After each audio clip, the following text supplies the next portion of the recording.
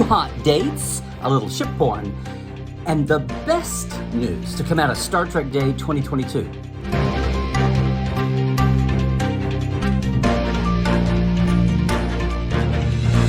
Hey, it is Dr. Trek, Larry Nemecek, coming at you from the heart of Trekland here. You know, letting the dust settle just a little bit on the Star Trek headlines of the day. So instead of a hot take, instead of a quick take, you get a second opinion from Dr. Trek. Star Trek Day 2022. Red carpet, or the purple carpet, much better than last year's debut effort. Of course, COVID was helping a little bit there, but kudos to Jackie Cox, and yes, Mother Mary Chifo there on the red carpet, and it was spotlighted better. Look, this is the big production that Paramount Plus does now. They're spotlighting alongside all the other franchises and their special days. There were a few glitches. Yeah, I'd say that too. Somebody kept kicking the live stream plug out of the wall, apparently. But hey, there was a lot there. Now, again, I think the red carpet was quantumly better than last year's. The fan interactions were great. It was good to see James McKinnon from the makeup department, Emmy Award-winning James McKinnon, himself doing the hands-on converting a fan there, Lyrical Giraffe, from LA to Romulan, Northern Romulan. About the only real, aside from, Alex Kurtzman at the end, the only time we got a creative on stage, although there were lots in the audience, almost all the showrunners were there, you just didn't see them in the live stream. The panels. You had a panel from everybody. Discovery, it's the only one that wasn't there live. We got Wilson Cruz giving a live tour or a recorded live tour back in Toronto. But of the live show panels, not a whole lot there. We got a still. We got a new still of Sonequa there, Michael. You know, she's on a motorcycle. No idea if there's any sabotage involved, but there you go. Looking forward to that. They're still shooting. Everything else was fairly well represented, some more than others. Look, hot dates, I said. So we learned that Picard is coming February 16th, 2 days after Valentine's Day. Yay. It's just the 3 of them, though. It was just Patrick and Michelle Raffi and Jerry Seven there. And I don't know, no big Star Trek Next Generation reunion cast? Were they a little afraid somebody might drop yet another spoiler? I don't know. It was amazing that of all the panels on stage, that was the one that had not a lot of chatter in the press release. In fact, there was more chatter online from the ship porn about the reveal of the Titan A than there was anything anybody said about the show, which was funny. But hey, yes, the tech heads and the ship nerds were ecstatic about this Titan A, and thankfully Terry Matalas was there in person to run out and tell everybody, because he knew that's what the real headline of the day would be once they showed that trailer, that it's the Titan A because it is a different ship than the Luna class that Sean designed for the contest for the book that was used on Lower Decks. It's the Titan! This is not the same Titan. This is a nouveau constitution, a neo-constitution class, and we'll see how that works out that Seven's in command of. Very funny that the biggest thing of the day was not in the press release, but that got more internet time than anything, I think. But hey, everywhere else, the other hot date, Prodigy, will be back. I've already summoned Cadet Alice. Prodigy will be back October 27th. Yay, can we just let Prodigy be Prodigy? Can we just let it run for at least 10 episodes, much less the 20 or 47 or whatever they've got done by now? Can we just do that? Now, it was cool to see. Billy Campbell announced, almost just kind of peeked under the curtain there, kind of got announced as the older Outrageous Okana, the Triple O, is back. That's interesting. The animators are doing fine. Thankfully, Prodigy hopefully will have its run. Lower Decks, not a whole lot to say about Lower Decks. It's on the screens now.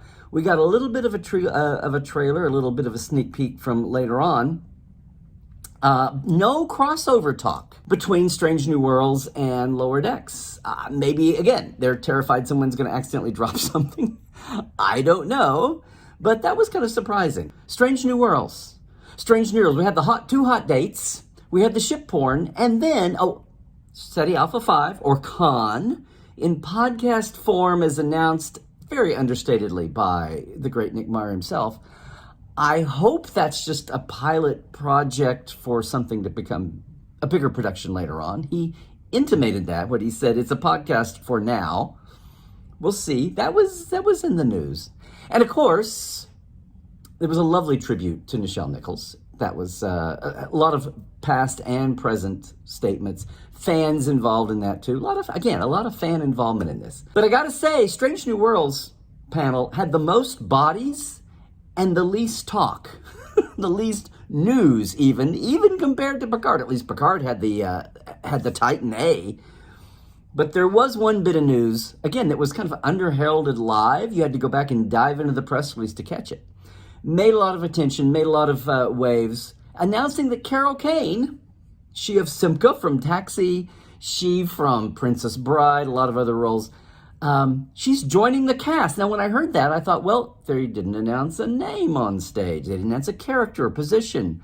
Gosh, wouldn't it be great if she was the replacement new engineer? Well, lo and behold, you check out the press release, and that's exactly what's going on. And she is indeed the new chief engineer. Now, say what you will about everything coming out of Star Trek Day yesterday, and as a live event for those there, it was cool. I could not be there live for various reasons, but it was a great show virtually, I'll just say that. But the bottom line, when the day was done, that was the headline for me. That was the cool thing. And yes, folks have said, gosh, how awesome it is that here is Strange New Worlds showing that you can be a female engineer at 70 and still be considered the top of your game. Well, I mean, it is the 23rd century. But even more than that, I was so thrilled to see they took my advice. Yes, Henry, and all your brilliant writers, Kiva, you took my advice. I said a few weeks ago, please, Strange New Worlds, when you replace Hemmer, don't race into Scotty. Just let Strange New Worlds be Strange New Worlds. Just let Pike be Pike. Enterprise, poor thing, wound up racing right into phasers and photon torpedoes and transporters that people trusted and actual deflectors, and holograms. Enterprise raced along far too fast. I was so hoping that we would not jump right into Scotty. Now, I saw a few people online say, where's Scotty? What happened to Scotty? We heard Scotty's voice in that was fake future. That was fake future 4.7. You're not tied to that anymore, and you're tied to anything else from somebody's future self, much less a Q flash.